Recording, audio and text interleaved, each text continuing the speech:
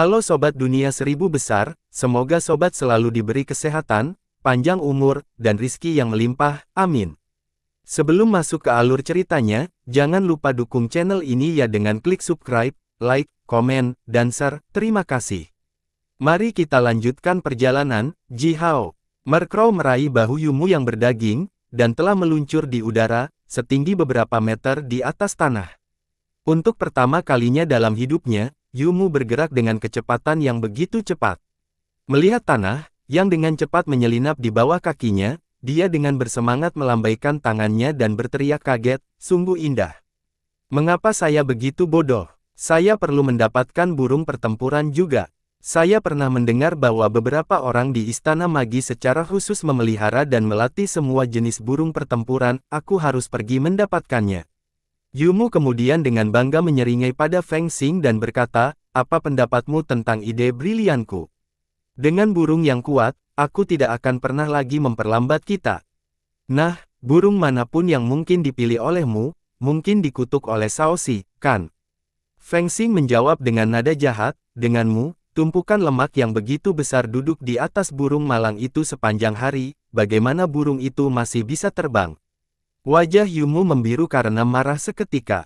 Dia mengarahkan jarinya ke Feng Xing, gemetar kesal. Beberapa saat kemudian, dia menepuk perutnya yang gemuk dengan keras, menyebabkan gelombang riak lemak di atasnya, lalu berteriak dengan marah, kamu cemburu padaku. Kamu pasti sangat cemburu dengan lemakku. Feng Xing mendengus pada kata-kata tak tahu malu Yumu, lalu menginjak embusan angin cian dan menaikkan kecepatannya. Tiba-tiba, Feng Xing menoleh ke Ji Hao dan berkata dengan tatapan serius, itu adalah setetes darah roh Raja Penyihir Murni. Ji Hao, aku pasti akan. Jangan ucapkan kata-kata seperti itu. Ji Hao menyela Feng Xing, dan menjawab, kita berteman, saudara. Darah roh Raja Penyihir itu memang berharga, tetapi darah roh Yi Qing Yao hanya dapat melepaskan kekuatan dan efek maksimumnya di tubuh Anda.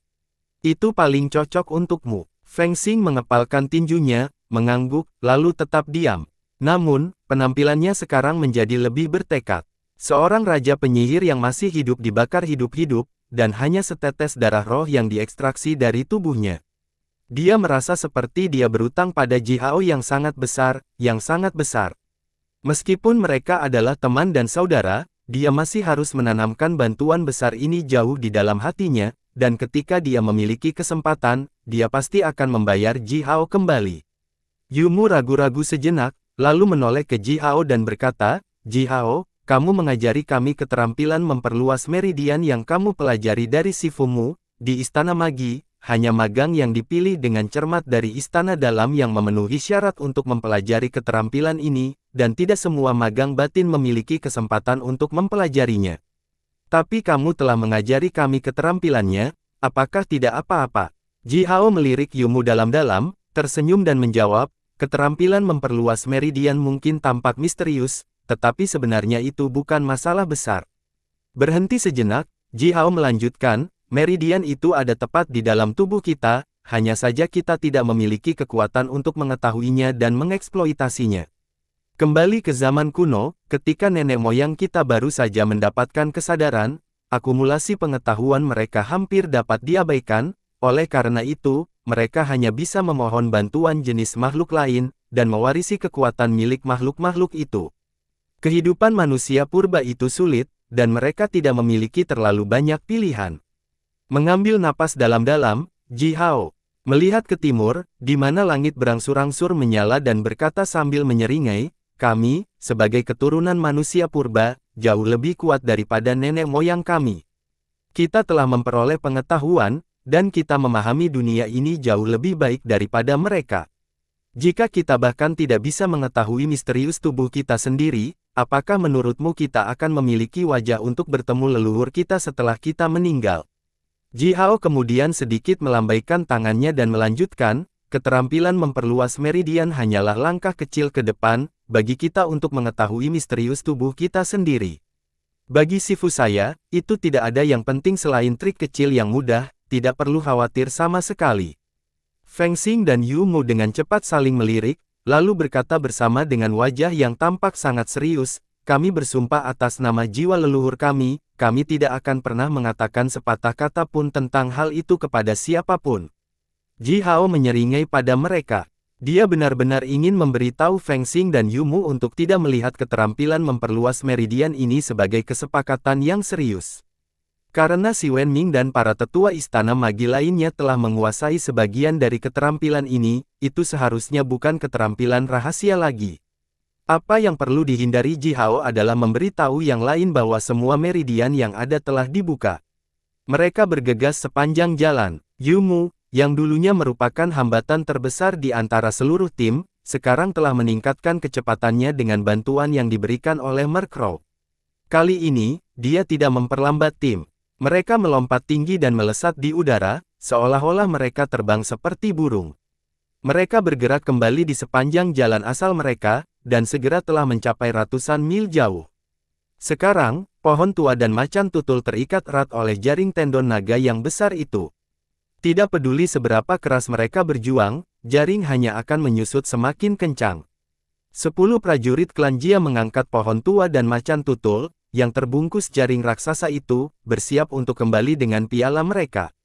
Tapi tiba-tiba, lebih dari 10 prajurit jenis naga, yang memiliki tubuh manusia dan kepala naga dan mengenakan baju besi emas, muncul. Berdiri di atas pegunungan di sekitarnya, prajurit jenis naga ini, yang tingginya hampir 10 zang, mengeluarkan raungan yang bergema. Masing-masing dengan sepasang mata yang menyala-nyala, mereka menatap jaring raksasa itu, yang telah membungkus pohon tua itu. Seorang prajurit naga, yang tanduknya dipoles hingga bersinar, dan dihiasi dengan banyak mutiara dan batu permata, berkata dengan dingin, apakah kamu menenun tendon naga menjadi jaring? Kamu memiliki 250 orang di sini, pilih 2 kepala untuk dipotong sebagai permintaan maaf, lalu tinggalkan pohon tua ini dan kesal. Beberapa prajurit klan Yu langsung berteriak marah. Seorang prajurit klan Yu mengambil 2 langkah ke depan dan menggeram pada prajurit naga itu, tendon naga itu milik naga kriminal, dan dibeli dari rumah Raja Nagamu. Kamu menjualnya kepada kami sendiri. Prajurit naga itu dengan kasar memotongnya, mendongak, menunjukkan bagian putih matanya, lalu berkata dengan sembarangan, aku ingat. Tendon naga kriminal itu memang komoditas yang dijual oleh kita. Namun, kami menjualnya kepadamu karena membiharamkanmu menyembah jenis naga besar kami, kamu harus menyembah tendon itu, seperti yang dilakukan orang pada leluhur mereka, siapa yang menyuruhmu menenun itu menjadi jaring. Kelompok prajurit klan Yu dan klan Jia itu sangat marah, sehingga mereka bahkan memiliki asap yang mengepul dari kepala mereka. Mereka mengarahkan jari mereka ke prajurit naga itu, tetapi tidak bisa mengeluarkan sepatah kata pun. Sungguh kata-kata yang tidak tahu malu dan tidak berperasaan. Tendon itu adalah barang yang dijual oleh rumah Raja Naga, dan pelanggan membelinya dengan harga setinggi langit. Tapi bagaimana menggunakan tendon itu harus menjadi urusan pelanggan sendiri, bagaimana mungkin mereka hanya mengatakan bahwa tendon itu seharusnya disembah oleh pelanggan, seperti yang dilakukan orang kepada nenek moyang mereka. Siapa yang akan membeli leluhur palsu dengan harga setinggi langit, membawanya pulang dan menyembahnya? Kamu kotor. Seorang prajurit klan Yu mengeluarkan kutukan dalam kemarahan. Kamu menghina jenis kami, itu membuatmu bersalah 2 kali lipat. Prajurit naga itu dengan mudah meraih pedang lebar yang memiliki pola naga emas timbul di gagangnya, lalu dengan mudah menggunakannya di udara. Setelah itu, ribuan aliran kekuatan pedang zang panjang, berwarna biru dan berbentuk busur merobek udara, dan menebas luka yang sangat dalam di tanah, dengan keras meraung ke arah pria klan Yu itu. 2 prajurit klan Jia segera melompat, mengangkat perisai berat mereka melawan aliran kekuatan pedang itu. Puff! 2 perisai kokoh setebal 3 kaki terkoyak seperti 2 potong tahu kering. Kedua prajurit klan Jia melolong secara bersamaan, sementara aliran kekuatan pedang itu memotong mereka menjadi 4 bagian. Darah memercik ke seluruh tanah. Pria klan Yu itu berteriak kaget sementara 3 jimat merah darah yang diikatkan di pinggangnya meledak, melepaskan layar cahaya merah darah setebal zang, melindunginya di belakang. Di dalam layar cahaya itu, mata tegak berwarna merah darah terlihat jelas. Aliran kekuatan pedang itu menabrak layar cahaya itu dan menyebabkan ledakan yang menggelegar. Selanjutnya, aliran kekuatan pedang dan layar cahaya itu binasa bersama. Pria klan Yu terhuyung-huyung mundur, hampir jatuh ke tanah. Jimat yang cukup kuat. Masalahnya adalah, berapa banyak jimat seperti ini yang kamu miliki? Kata prajurit naga itu, sambil mengangkat pedang panjangnya dengan bangga, berapa banyak gerakanku lagi yang bisa kamu ambil? Lebih dari 10 prajurit naga mengangkat senjata mereka bersama-sama. Rasa kekuatan yang kuat dan dingin langsung muncul dari senjata-senjata itu, dan aura pembunuhan yang ganas menyebar dengan cepat. Anehnya, semua senjata yang digunakan oleh prajurit naga ini adalah senjata suci alami. Jenis naga memang sekaya yang dikatakan orang. Dari jarak yang cukup jauh, Ji Hao melihat 18 prajurit naga mengeluarkan senjata mereka dan melompat turun dari puncak gunung tempat mereka berdiri, bergegas ke kelompok prajurit klan Jia. Untuk pertama kalinya, Ji Hao melihat prajurit klan Jia dibantai oleh musuh yang jumlahnya jauh lebih sedikit dari diri mereka sendiri. Juga untuk pertama kalinya, Ji Hao melihat prajurit yang tubuhnya bahkan lebih tangguh dari tubuh prajurit klan Jia, dan memiliki keterampilan bertarung yang lebih baik dari mereka. Serangan yang diluncurkan oleh prajurit naga ini bahkan lebih ganas dan lebih brutal daripada serangan yang diluncurkan oleh siapapun yang pernah ditemui Ji Hao sebelumnya.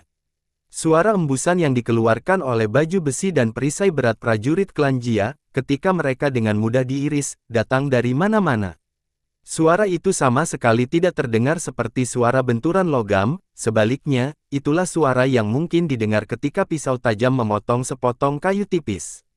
Bercampur dengan suara mengembang itu adalah suara otot yang terkoyak dan tulang serta meridian dihancurkan. Semua suara ini bersama-sama menyusun pawai yang sangat menakutkan, bahkan bisa membuat rambut orang berdiri. Dengan sinar matahari yang redup saat fajar, orang bisa melihat sejumlah besar aliran darah setipis jarum menyembur ke langit.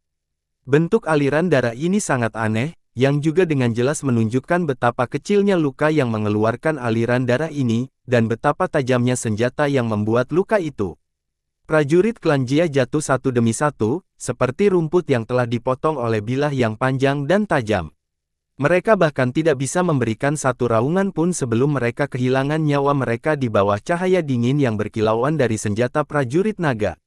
Banyak kepala besar berguling di seluruh tanah, lalu diinjak-injak ke genangan cairan oleh prajurit naga yang kejam itu. Ya ampun, ini seperti mereka menyembelih sekelompok ternak. Rambut halus Feng Xing berdiri tegak ketika dia menyaksikan pembunuhan besar-besaran yang berdarah dan brutal ini. Dia bahkan tidak bisa mempercayai apa yang telah dilihatnya. Mereka, yang dibantai dengan gila-gilaan oleh prajurit naga, adalah prajurit klan Jia, biasanya dikenal sebagai monster. Di medan perang, satu prajurit klan Jia bisa bertarung sama melawan 5 prajurit manusia tingkat yang sama. Tapi sekarang, mereka dibantai oleh prajurit naga dan tampaknya telah benar-benar kehilangan kekuatan perlawanan. Formasi pertempuran sempurna mereka telah runtuh hampir dalam sekejap mata. Jumlah prajurit naga kurang dari 1/10 jumlah prajurit klan Jia, namun, kekuatan yang dilepaskan oleh mereka lebih dari 10 kali lebih besar daripada kekuatan prajurit klan Jia itu. Serangan balik gila dan kekuatan penuh yang diluncurkan oleh prajurit klan Jia itu menghantam tubuh prajurit naga ini, tetapi hanya berhasil meledakkan beberapa kilauan api, dan bahkan tidak bisa mematahkan baju besi mereka. Biasanya, prajurit naga ini tingginya sekitar 10 zang, tetapi ketika mereka bertarung melawan prajurit klan Jia itu, mereka dengan cepat mengecilkan tubuh mereka menjadi hanya setengah ukuran lebih besar dari mereka. Tinggi dan kekuatan fisik, yang merupakan keunggulan mutlak, bersama dengan senjata mereka yang sangat merusak, baju besi yang hampir tidak bisa dipecahkan, keterampilan bertarung yang hebat, dan pengalaman yang kaya. Semua ini secara langsung menyebabkan pembantaian berdarah, besar-besaran, dan menakutkan. Senjata dan baju besi prajurit naga ini terlalu kuat, kata Yu Mu sambil menonton pertarungan ini, lemak lembut di tubuhnya bahkan bergetar. Ji Hao dan rekan satu timnya telah mendengar suara yang datang dari medan perang dari jarak 100 mil, tetapi ketika mereka bergerak sejauh puluhan mil dengan kecepatan mereka saat ini dan mencapai kurang dari 10 mil jauhnya dari cekungan kecil itu, pertarungan sudah berakhir. 5 prajurit klan Yu, yang wajahnya pucat seperti kertas, sekarang berlutut di tanah dengan tangan dipegang di belakang kepala mereka, dengan gemetar melihat seorang prajurit naga yang telah memperluas tubuhnya kembali ke sekitar 10 zang tinggi.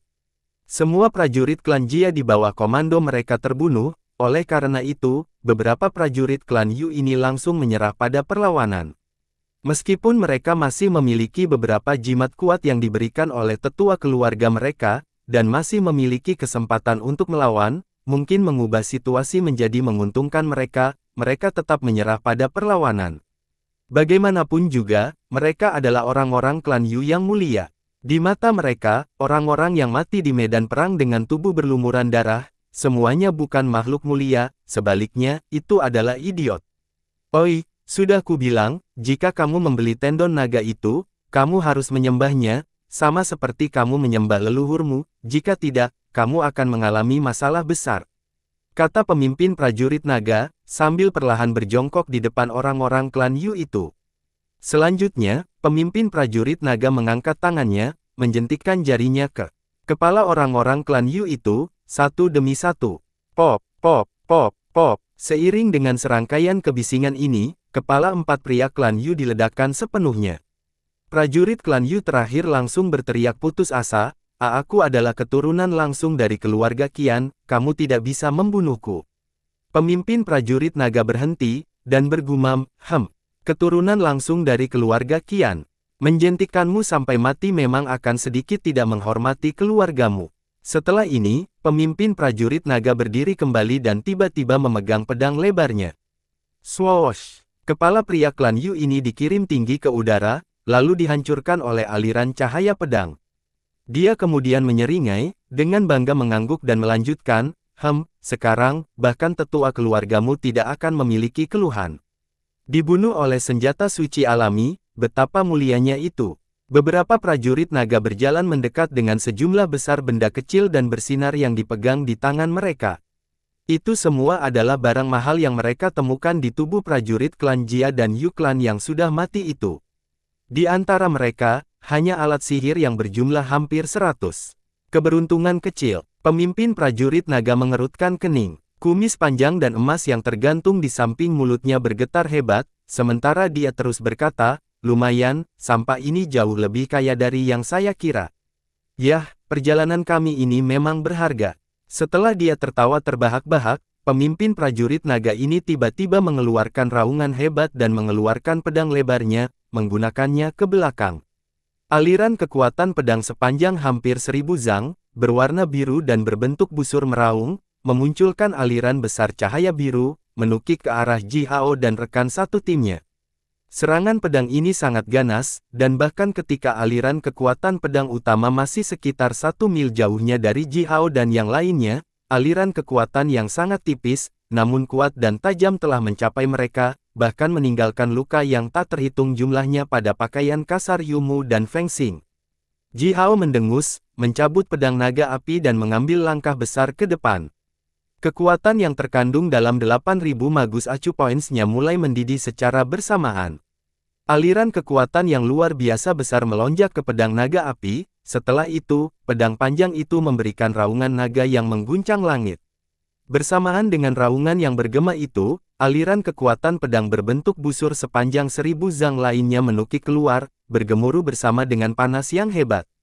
Aliran kekuatan pedang yang dilepaskan oleh pemimpin prajurit naga itu mengandung rasa kekuatan air yang besar.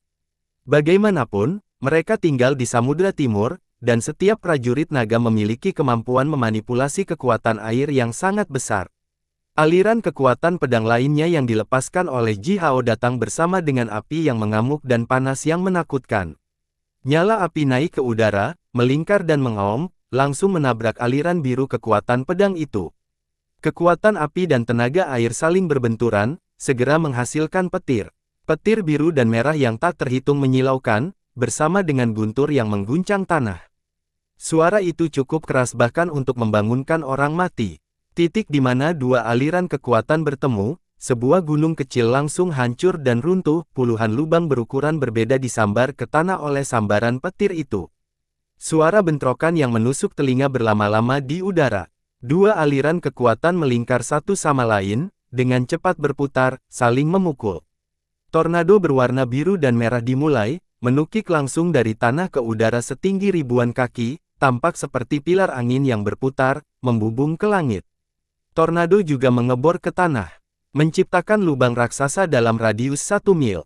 Setelah beberapa lama, tornado itu akhirnya terbang ke langit yang lebih tinggi dan menghilang. Setelah itu, hujan deras batu dan debu jatuh, dan hembusan angin kencang bertiup, membuat seluruh area hutan bergetar. Pemimpin prajurit naga berseru, "Lumayan.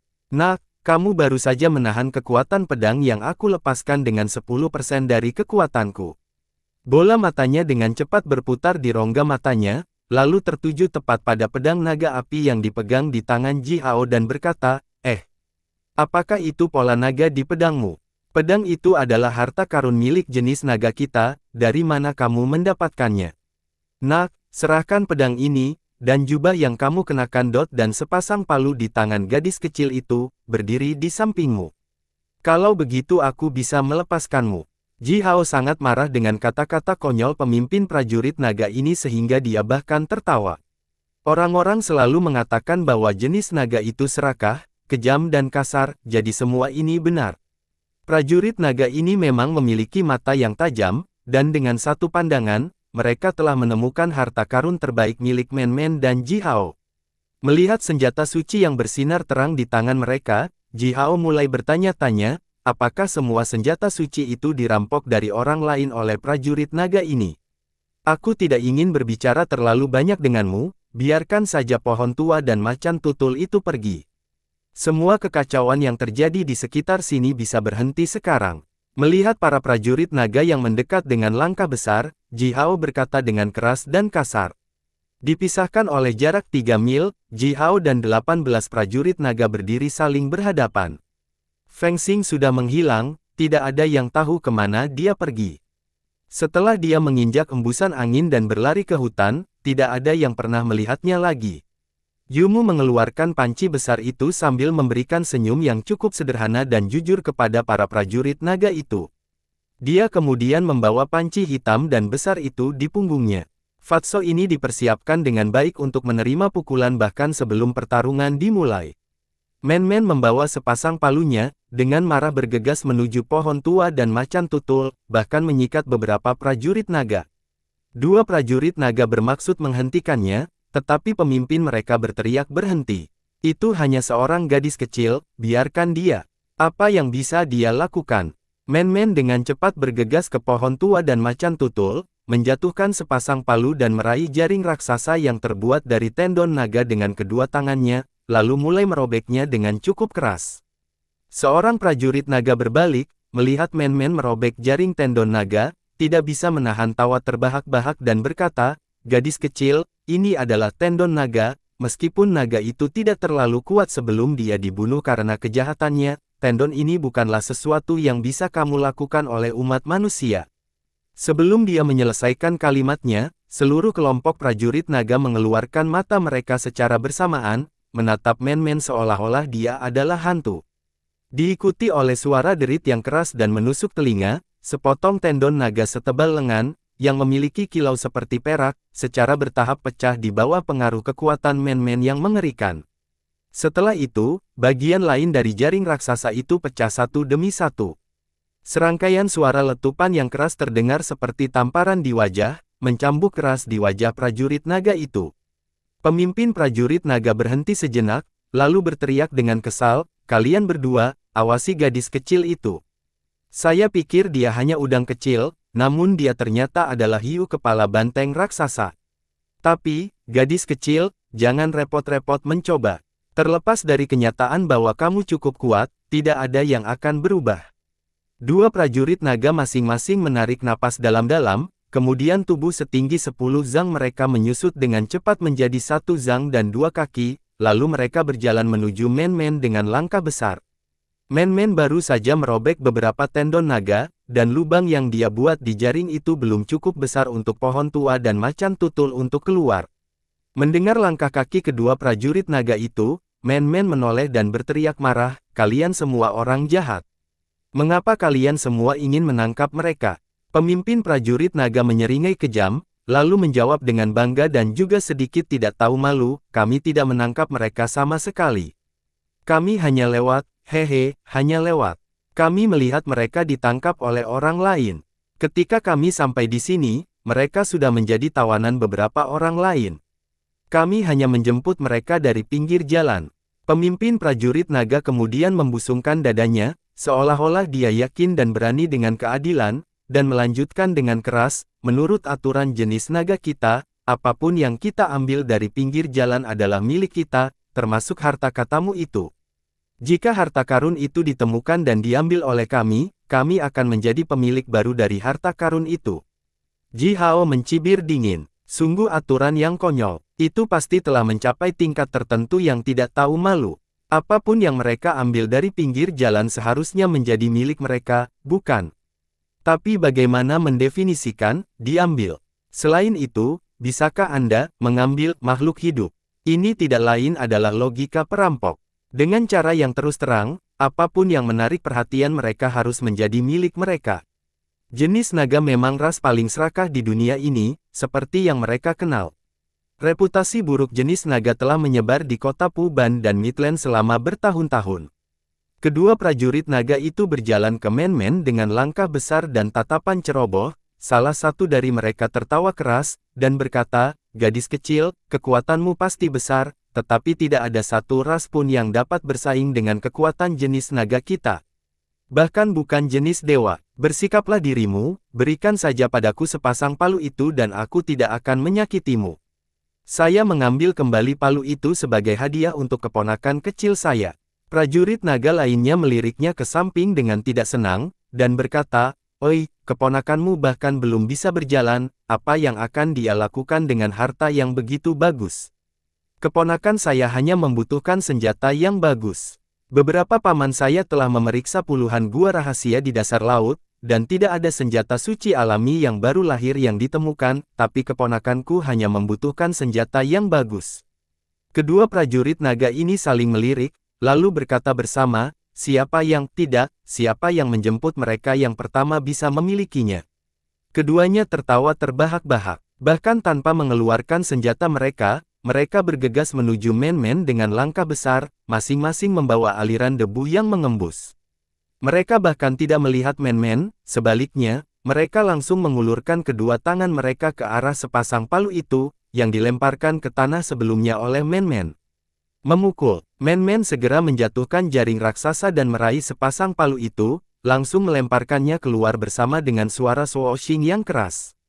Kedua prajurit naga malang itu sama sekali tidak melihat Men-Men dengan serius, dan juga tidak memiliki perkiraan yang tepat tentang sepasang palu berbentuk kuncup bunga yang dibuat oleh Yuyu.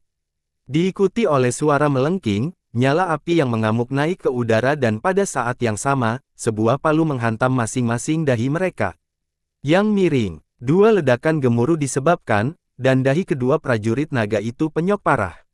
Sejumlah besar sisik naga dikirim ke atas dan darah memercik ke seluruh tanah. Mereka melolong serak kesakitan, memegangi kepala mereka di lengan mereka saat mereka terbang mundur di udara. Selanjutnya, mereka mendarat di tanah, menjatuhkan dua lubang raksasa dari tanah. Bas sekali lagi, Men-Men meraung lagi. Sepasang palu itu, yang dibentuk ulang oleh Yuyu, dan telah ditingkatkan dengan beberapa bahan alami yang sangat berharga dan kuat, tiba-tiba mengembang menjadi Zanglong, meraung turun dari langit dengan rasa gravitasi yang besar, dengan ganas menukik ke arah kedua prajurit naga itu seperti meteor yang jatuh.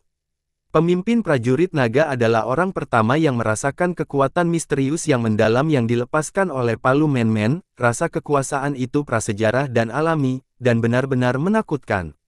Dia berteriak ketakutan, "Pertahankan dengan segenap kekuatanmu. Hati-hati, palu itu aneh. Harta karun sejati. Adik laki-laki saya benar-benar bisa menggunakan beberapa senjata padat seperti ini." Pemimpin prajurit naga langsung meninggalkan Ji Hao, yang menghadapinya pada saat itu. Dia kemudian meledakkan raungan besar dan memperluas tubuhnya menjadi sekitar 100 zang tinggi, otot-otot lengannya tiba-tiba menonjol sementara lapisan sisik naga tumbuh dari bawah kulit. Pada saat yang sama, baju besi yang dikenakan olehnya melepaskan aliran cahaya indah yang sangat besar, mengalir seperti air, dan terbungkus siluet sisik naga yang kabur. Semua ini membuat pemimpin prajurit naga terlihat sangat kuat dan memerintah, bahkan seperti dewa yang turun dari surga, sangat kuat dan menakjubkan. Dengan mengayunkan kedua tinjunya ke depan, pemimpin prajurit naga ini berusaha menangkap sepasang palu yang dilemparkan oleh Men-Men. Di satu sisi, dia mencoba menyelamatkan dua prajurit di bawah komandonya, dan di sisi lain, dia juga ingin langsung memiliki sepasang palu ini. Rasa kekuatan yang luar biasa besar dan misterius yang dilepaskan oleh palu itu bukanlah sesuatu yang biasanya bisa dimiliki oleh harta karun, bahkan senjata suci mereka tidak mampu melepaskan rasa kekuatan yang istimewa dan okultisme. Melihat pemimpin prajurit naga, yang dengan cepat bergegas ke arahnya, Man-Man mengeluarkan tongkat kayu berwarna merah yang dibuat dengan indah. Setelah menusuk tongkat kayu itu dengan keras ke tanah, Man-Man dengan keras memukul patung kepala naga di kepala tongkat dengan kedua tangannya. Tepat setelah itu, raungan naga yang beresonansi naik langsung ke udara dan, tongkat kayu ini, yang setinggi Man-Man sendiri, tiba-tiba melepaskan cahaya berapi-api yang terang dan menusuk mata. Patung kepala naga yang dibuat dengan halus itu, yang sangat realistis sehingga terlihat seperti makhluk hidup, membuka mulutnya. Aliran cahaya berapi-api berbentuk naga keluar dari mulutnya, meraung di udara seperti sekelompok belalang yang berteriak, lalu dengan ganas menghantam tubuh pemimpin prajurit naga itu. Buatan alami. Pemimpin prajurit naga itu dengan lebar menjulurkan matanya, menatap tongkat kayu itu dengan kaget dan menggeram. Dalam cahaya berapi-api sepanjang kaki yang tak terhitung jumlahnya, merah api dan berbentuk naga meluncur melintasi udara dan menghantam tubuhnya, menabrak semakin banyak bintik-bintik cahaya yang bersinar dari cahaya indah yang dilepaskan dari baju besinya, sementara tetesan lava lengket memercik ke tubuhnya, dan mulai menghanguskannya dengan merajalela. Harta ajaib. Pemimpin prajurit naga berteriak sekali lagi dan hampir pada saat yang sama, sepasang palu besar itu meraung dari udara, memukul kepalanya. Dia sama sekali tidak siap untuk itu. Bersamaan dengan ledakan yang luar biasa, darah menyembur keluar dari dahinya sementara dia melolong kesakitan dan jatuh ke tanah. Sebuah lubang besar dibuka oleh tubuhnya yang raksasa, di antara dua prajurit naga, yang dikirim ke Man-Man sebelumnya. Swiss. Desir-desir. Man-Man mencengkeram tongkat kayu merah bersinar itu dengan wajah lembutnya yang kecil dikencangkan dengan serius, memelototi para prajurit naga itu. Banyak aliran cahaya berapi-api berbentuk naga telah dilepaskan. Dalam setiap detik, ribuan aliran cahaya berapi-api yang menyilaukan akan menukik di udara dan meledakkan udara, menyebabkan ledakan udara yang menggelegar, seolah-olah langit bahkan tertusuk. Setelah ini, aliran cahaya berapi-api yang menyilaukan itu akan berubah menjadi serpihan api, menukik ke arah prajurit naga itu. Teman-teman yang diakui Ji Hao semuanya adalah teman Man-Man juga, karena pohon tua dan macan tutul sama-sama teman Man-Man sekarang. Melihat mereka diburu seperti binatang dan bahkan terbungkus jaring raksasa benar-benar membuat Man-Man kesal. Dan karena Man-Man marah, beberapa orang akan menderita sangat parah. Oleh karena itu, seperti Yu Yu telah memberitahu Ji Hao untuk tidak terlalu bergantung pada senjata dan peralatan, ketika kembali ke kota Puban, Zurong juga telah menasihati Man-Man untuk tidak dengan mudah mengeluarkan harta kuat yang diberikan kepada Man-Man sendiri, dan menggunakannya untuk melakukan apapun yang dia inginkan. Namun, kali ini, Man-Man langsung mengeluarkan tongkat naga api roh api alami ini, yang diberikan oleh Zurong tanpa banyak ragu-ragu, dan meluapkan amarahnya pada prajurit naga malang ini dengannya. Keluarga Zurong adalah penguasa Wastelen Selatan, oleh karena itu, mengenai berapa banyak meridian kekuatan yang terkubur di bawah Southern Wastelen yang luas, berapa banyak tempat pengumpulan kekuatan alami yang terletak di setiap meridian kekuatan, dan tempat seperti apa yang paling mungkin menghasilkan senjata suci secara alami, keluarga Zurong mungkin tidak tahu semuanya, tetapi mereka setidaknya memiliki sekitar 50 hingga 60% dari semua informasi di atas di tangan mereka. Selama bertahun-tahun terakhir yang tak terhitung jumlahnya, keluarga Zurong telah tinggal dan berkembang di Southern Wastelen. Setiap beberapa tahun, mereka akan mencari di seluruh tanah dan tentunya, mereka akan memanen cukup banyak harta yang kuat. Tongkat naga api roh api alami dinilai antara harta sihir buatan alami dan senjata suci, hanya dengan sedikit peningkatan, itu bisa menjadi harta sihir buatan alami dan memiliki kekuatan yang cukup besar untuk mendominasi sebidang tanah. Namun demikian, seorang leluhur keluarga Zurong agak ceroboh saat mengumpulkan tongkat berharga ini, karena dia mengumpulkannya 3000 tahun lebih awal dari Prime Time.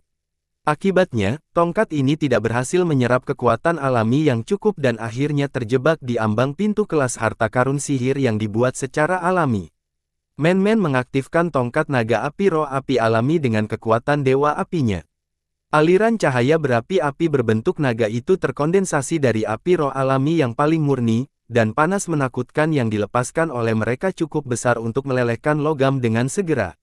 Ditambah dengan itu, harta karun yang kuat ini memiliki temperamen ungu seperti api yang menyala-nyala. Setelah diaktifkan, ribuan aliran cahaya yang berapi-api akan dilepaskan seketika.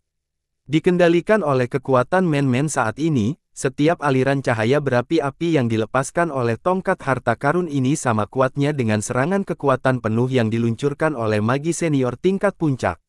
Dalam 1 detik, ribuan aliran cahaya yang berapi-api melesat keluar dan setiap aliran cahaya sama kuatnya dengan pukulan kekuatan penuh yang diberikan oleh senior magi tingkat puncak. Kekuatan dewa api manusia dikonsumsi cukup cepat. Paling-paling, dia bisa mengendalikan tongkat harta karun ini selama rentang 3 napas, setelah itu kekuatannya akan terkuras sepenuhnya. Namun, rentang setiap napas berisi sekitar 10 detik, dan dalam setiap detik, sekitar 4 hingga 5.000 aliran cahaya berapi-api akan dilepaskan oleh tongkat harta karun. Ini berarti, lebih dari 100.000 aliran cahaya berapi-api yang ganas dan ganas akan dilepaskan dalam rentang 3 napas dan dengan gila-gilaan menyerang tubuh para prajurit naga itu. 3 prajurit naga sudah dirobohkan, sementara 15 sisanya mengangkat senjata suci mereka tinggi-tinggi dan mengaktifkan baju besi mereka, yang juga merupakan senjata suci. Mereka membungkuk, melindungi kepala mereka dengan senjata mereka dan bertarung melawan aliran cahaya yang berapi-api itu dengan beberapa kesulitan yang kuat. Ini adalah pertarungan antara makhluk kaya, juga antara senjata suci dan beberapa senjata suci lainnya. Dengan panas yang sangat besar, cahaya berapi-api berbentuk naga itu menghantam keras baju besi prajurit naga itu, memecahkan dan menghancurkan mereka sedikit demi inci. Api menabrak baju besi mereka. Api roh alami yang tebal dan lengket membakar tubuh mereka, membuat prajurit naga ini melolong suara serak. Api roh alami, jenis api alam paling ganas di dunia ini, juga dikenal sebagai esensi api alami. Prajurit naga ini memiliki tubuh yang kuat dan kokoh yang memungkinkan mereka untuk tetap tidak terluka di bawah serangan berat yang disebabkan oleh aliran cahaya yang berapi-api itu. Namun, mereka tidak bisa menahan rasa sakit seperti neraka yang dibawa oleh api roh alami. Potongan-potongan besar sisik naga dibakar, patah, otot dan daging dipanggang, dan udara bahkan dipenuhi dengan aroma daging panggang yang aneh. Rentang 3 napas lebih dari yang dibutuhkan. Dalam rentang waktu maksimal 2 napas, Man-Man bisa mengalahkan semua prajurit naga ini dengan tongkat naga api yang baru saja dia keluarkan. 100 mil jauhnya adalah 2 tetua dari jenis naga, yang dengan percaya diri menyaksikan kelompok prajurit naga itu mengumpulkan piala mereka. Mereka meninggalkan kota Puban dan mengejar prajurit naga itu murni untuk memastikan keberhasilan sempurna dari misi pengumpulan piala ini. Pada saat ini, mereka berdua menggeram sementara bola tebal awan berair naik dari bawah kaki mereka, dengan menginjak di mana mereka bermaksud untuk datang ke medan perang dan membantu para prajurit itu. Kedua tetua naga ini adalah makhluk kuat tingkat Magus King, kondisi tubuh mereka bahkan bisa dibandingkan dengan Divine Magi. Selain itu, mereka adalah master dari semua jenis sihir rahasia jenis naga, dan memiliki berbagai jenis air alami yang dibawa bersama mereka, yang secara alami dapat menahan api alami. Jika mereka meluncurkan gerakan mereka, Man-Man, Ji-Hao, Yumu dan Feng Xing tidak mungkin menang bahkan dengan mengumpulkan semua kekuatan mereka, faktanya, mereka berempat bisa langsung dicubit sampai mati oleh 2 tetua naga. Namun demikian, awan putih berair berkabut itu hancur dan menghilang sekali setelah naik. Kedua tetua naga tidak siap untuk ini. Mereka jatuh dari ketinggian ratusan zang, kepala berdebar keras ke tanah. Setelah itu, bahkan sebelum mereka bisa mengangkat kepala, siluet merah melintas di udara. Yuyu muncul tepat di depan wajah mereka seperti hantu, masing-masing tangan meraih tanduk naga masing-masing, lalu mengangkat tubuh mereka tinggi-tinggi. Yuyu kemudian mengerahkan kekuatan lengannya, dan menghantam tanah dengan keras dengan tubuh 2 tetua naga. Lingkungan sekitarnya disegel oleh Yuyu dengan sihir misterius, yang dengannya, tidak ada satupun penyok kecil yang terlempar ke tanah, meskipun kedua tetua naga dipukuli begitu keras sehingga darah menyembur keluar dalam aliran dan kepulan sisik naga telah naik ke udara. Tidak hanya itu, tanah tidak bergetar sedikit pun ketika Yuyu menghantam tanah dengan tubuh besar mereka, juga tidak ada suara yang dibuat. Yuyu tersenyum, mengangkat kedua tetua naga itu kembali dan sekali lagi, dan menghancurkan mereka ke tanah. Aku pernah bertemu makhluk tak tahu malu, tapi tidak ada yang tidak tahu malu sepertimu. Bagaimanapun, kamu adalah salah satu dari 3 ras garis keturunan, bagaimana kamu sekarang bisa menjadi semakin tidak tahu malu? Menindas anak-anak, bersenang-senang, pasti sangat menarik, ya. Menikmati rasa pencapaian, merasa sangat bangga, Ayaya, mencoba merampok harta karun yang aku berikan kepada muridku untuk dia membela diri, kamu pasti merasa itu sangat menarik, bukan? Dan sangat mudah, kan? Bantu anak-anakmu yang bodoh untuk menggertak beberapa anak, yang jauh lebih muda dari dirimu sendiri, apakah Anda sangat senang dengan melakukan itu? Kamu sekelompok idiot bersisik, bermain sebagai penguasa di Samudra Timur, tanpa ada yang memerintahmu. Yah, bukan berarti tidak ada yang akan berurusan dengan Anda, hanya saja belum giliran Anda untuk menderita. Atas situasi dunia saat ini, aku selalu merasa bahwa jenis nagamu akan jatuh ke dalam kemalangan besar. Apakah kamu percaya padaku? Kamu tidak percaya padaku, kan? Jadi, saya tidak akan mencoba lebih jauh untuk membicarakan apapun ke dalam kepala Anda. Secara keseluruhan, kamu telah mengacaukan muridku, jadi kamu akan menderita karena itu.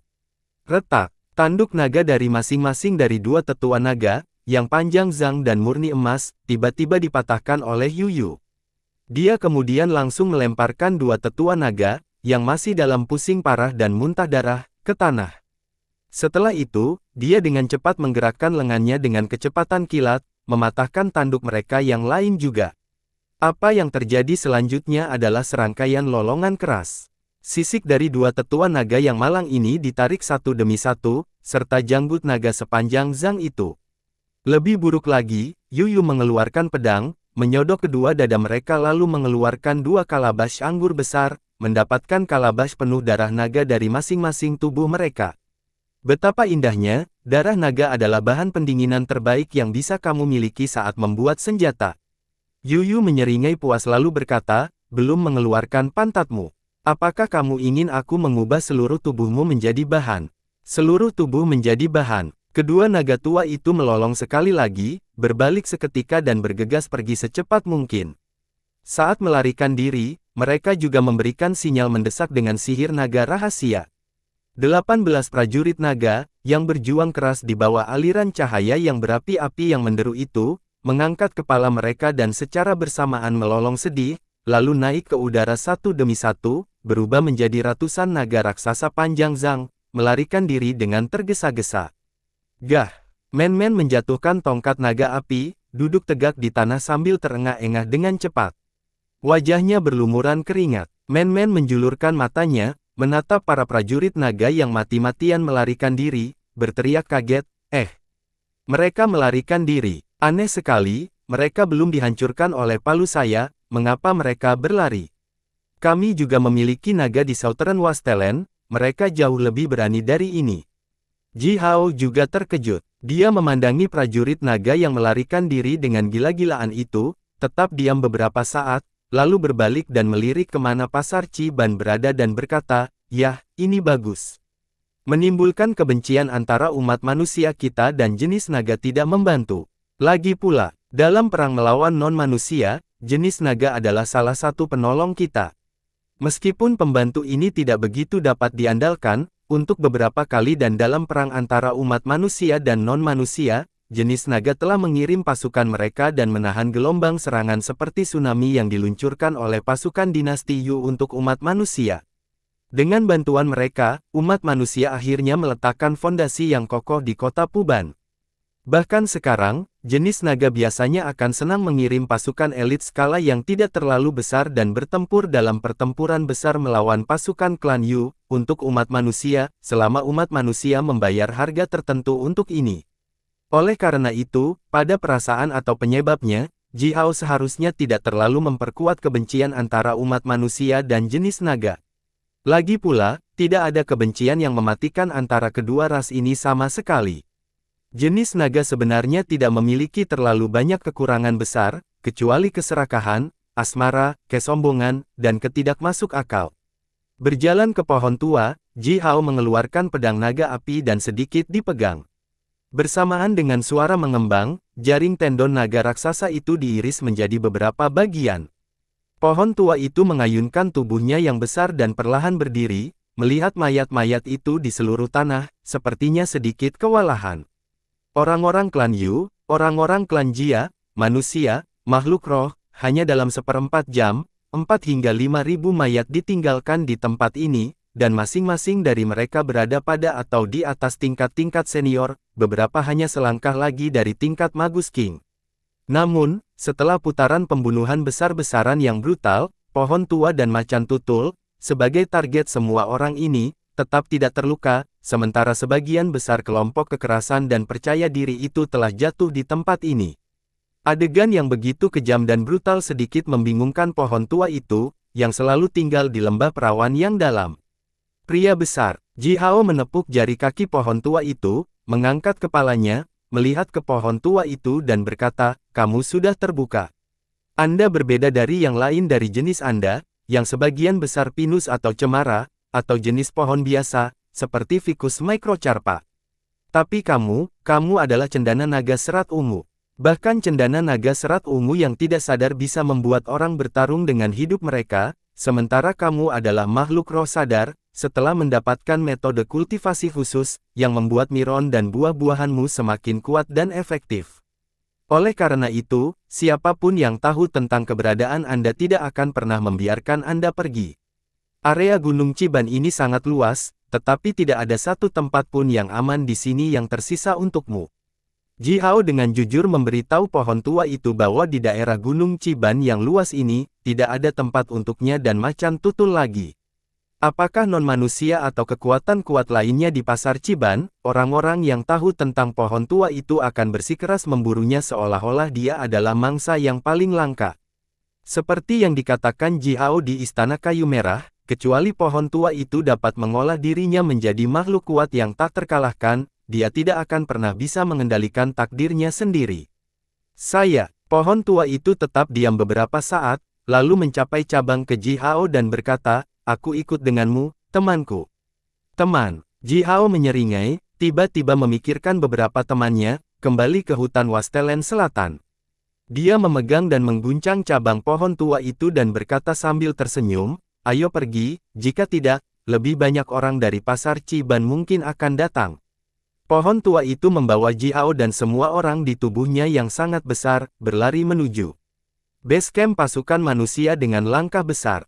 Setiap langkah yang dilakukan olehnya akan menyebabkan gemuruh yang menggelegar. Tremen tidak pernah menjadi pelari yang baik. Meskipun mereka semua sangat besar, tidak ada dari mereka yang memiliki spesialisasi dalam berlari.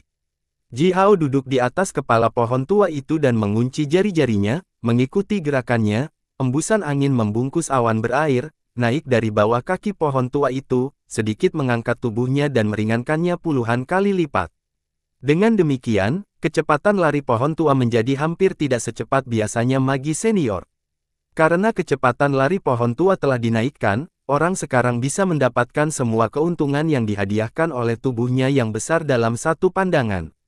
Dia bisa berjalan di atas gunung setinggi ribuan kaki hanya dalam beberapa langkah, dengan mudah melompat ke puncak gunung dari yang lain, melangkah melintasi ngarai yang dalam dan luas, tidak peduli seberapa besar sungainya, pohon tua itu selalu bisa melangkah menyeberanginya dengan mudah. Membawa macan tutul, Ji Hao dan rekan satu timnya, pohon tua itu bergerak maju dan segera mencapai dekat base camp tentara manusia. Ketika mereka berada puluhan mil jauhnya dari kamp, sekelompok penjaga yang menunggangi elang raksasa sudah mulai mengikuti pohon tua dari jarak jauh.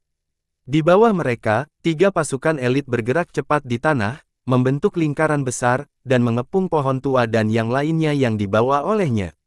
Ketika mereka mencapai kurang dari 10 mil jauhnya dari kamp, pasukan kavaleri klan Thunder Lustre Lapis Baja berbaris di depan mereka dan menghalangi jalan mereka. Petir menyilaukan sementara raungan gemuruh yang dikeluarkan oleh binatang guntur itu naik langsung ke udara. Sementara itu, semua prajurit klan Thunder Lustre di pasukan itu menarik tombak besar mereka, membidik pohon tua, yang dengan cepat bergegas maju. Wulong Yao menginjak-injak udara, melayang di atas kepala para prajurit ini.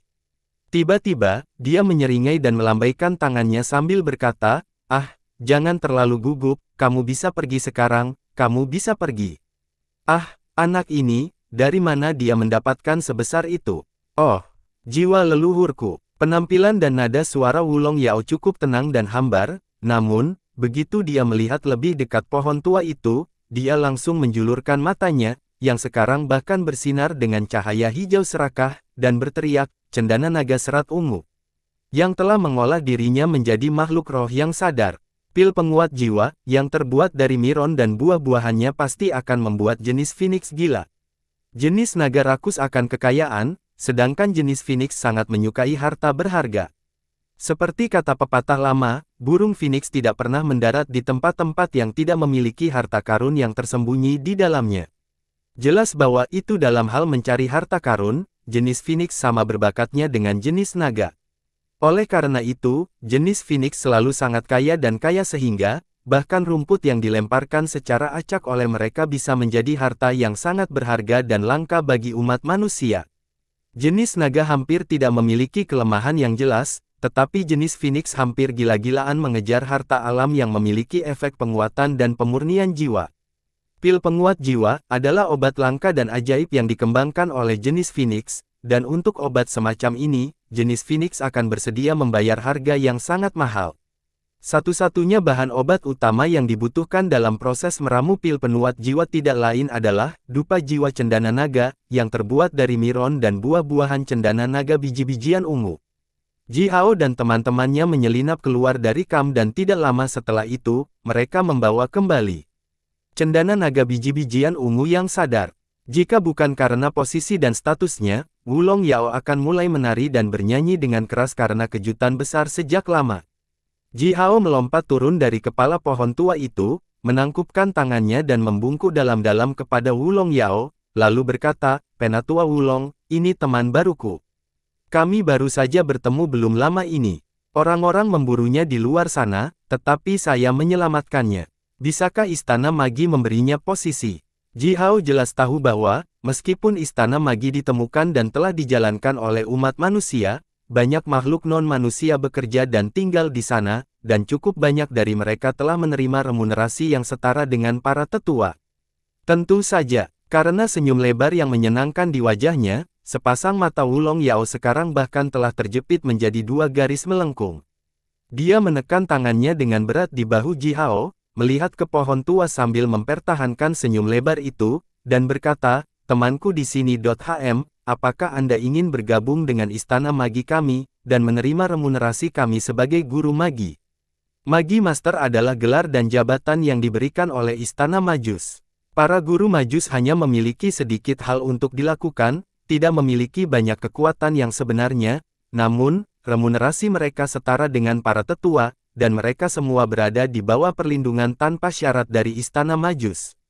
Ji Hao segera mengatakan, "Ya, atas nama pohon tua itu." Bersambung.